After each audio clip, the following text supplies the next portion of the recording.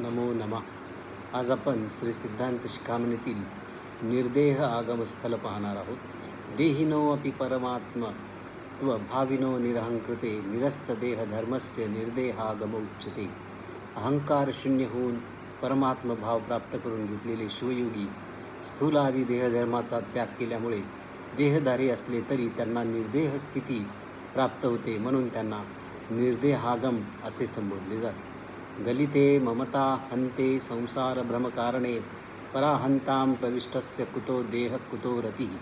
संसाराच्या भ्रमाला कारणीभूत अशा अहंकार ममकारांचा नाश होऊन पराहंता प्राप्त करून घेतलेल्या शिवयोग्याला शरीराचा अभिमान नसतो, म्हणून त्याविषयी आसक्तीही नसते. केवले निष्प्रपंच ओघे गंभीरचिन्महोददो निमग्नमानसो योगी कथम देहम विचिंतयेत. केवळ निष्प्रपंच आणि गंभीर अशा चैतन्यरूपी समुद्रात ज्याचे मन पूर्णपणे निमग्न झालेले आहे, असा शिवयोगी शरीराची चिंता करीत नाही. अपरिच्छेद्यमात्मानं चिदंबरमिति स्मरन् देहयोगी अपि देहस्थै विकारे न विलिप्यते. आपला आत्मा अपरिच्छिन्न असा चिदाकाश रूप आहे असे चिंतन करणारा शिवयोगी देहधारी असला तरी तो देहाच्या इंद्रिय विकारांनी लिप्त होत नाही. अखंड संवेदाकारम अद्वितीयं सुखात्मकं परमाकाशमात्मानं मन्वानः कुत्र मुह्यति. आपला आत्मा अखंड अद्वितीय चिदानंद स्वरूप असा परकाश रूप आहे असे जाणणारा तो शिवयोगी कशाने मोहित होईल का? आपल्यापेक्षा दुसरी वस्तू नसल्याने असे तो जाणतो, म्हणून वस्तुप्राप्तीसाठी होणारा मोह त्याच्या ठिकाणी लेश मात्रही दिसून येत नाही.